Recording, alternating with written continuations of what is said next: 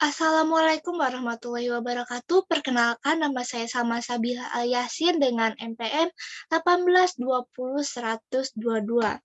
Pada kesempatan kali ini, saya akan memaparkan mengenai konsep kependudukan, yaitu yang diampu pada mata kuliah studi kependudukan dan bonus demografi.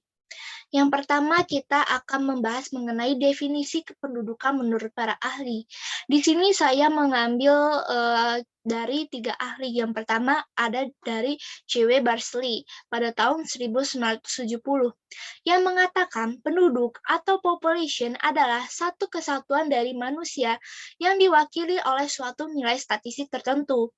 Oleh karena itu, demografi berhubungan dengan tingkah laku penduduk secara keseluruhan atau bukan perorangan. Yang kedua ada menurut Johann Sassmilch pada tahun 1762 yang mengatakan bahwa demografi adalah ilmu yang mempelajari hukum Tuhan yang berhubungan dengan perubahan-perubahan pada umat manusia. Hal ini dapat terlihat dari jumlah kelahiran, kematian, dan pertumbuhannya.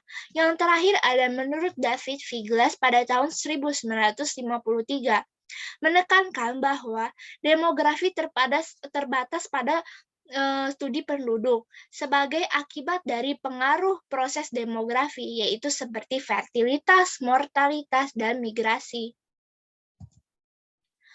Adapun kata demografi yaitu berasal dari bahasa Yunani, yaitu demos yang memiliki arti sebagai penduduk dan graphin berarti menulis.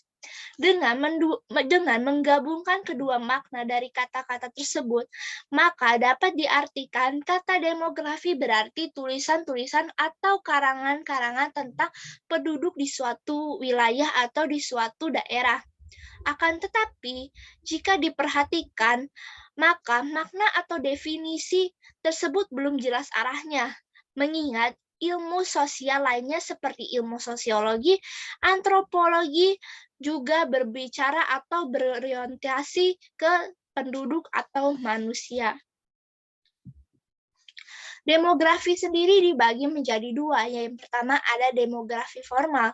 Demografi formal lebih menekankan studinya pada proses demografi, yaitu seperti memberikan berbagai teknik-teknik untuk menghitung angka-angka demografi dan memberikan sebuah penafsiran yang lebih mendalam terhadap data yang telah dikumpulkan oleh statistik penduduk. Dalam hal ini dibagi menjadi 3 unsur. Yang pertama ada fertilitas, yaitu kemampuan real seorang wanita untuk melahirkan yang dicerminkan dalam jumlah bayi hidup yang dilahirkan. Namun, bisa juga fertilitas diukur dalam jumlah anak per pasangan. Yang kedua ada mortalitas. Mortalitas yaitu berkaitan erat dengan tingkat kematian penduduk yang ada di suatu wilayah atau di suatu daerah. Yang terakhir ada migrasi. Migrasi yaitu perpindahan penduduk dari suatu wilayah ke wilayah lainnya. Yang terakhir yaitu demografi sosial. Demografi sosial atau lebih sering dikenal dengan ilmu kependudukan adalah dipandang sebagai suatu istilah yang lebih luas yang mencakup tidak hanya apa yang telah dikemukakan dalam demografi saja, akan tetapi studi yang kurang matematis dari komposisi dan distribusinya. Ilmu kependudukan adalah suatu ilmu yang berusaha mengkaitkan antara unsur atau variabel demografi dengan variabel non-demografi. Adapun beberapa faktor-faktor dari demografi sosial.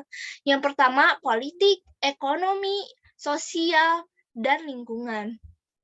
Misalnya saja dalam ekonomi, kita dapat mengetahui mayoritas penduduk tersebut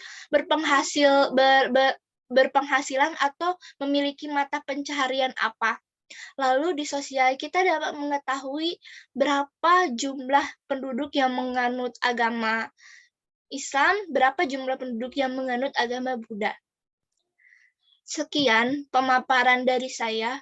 Maaf apabila ada kekurangan. Wassalamualaikum warahmatullahi wabarakatuh.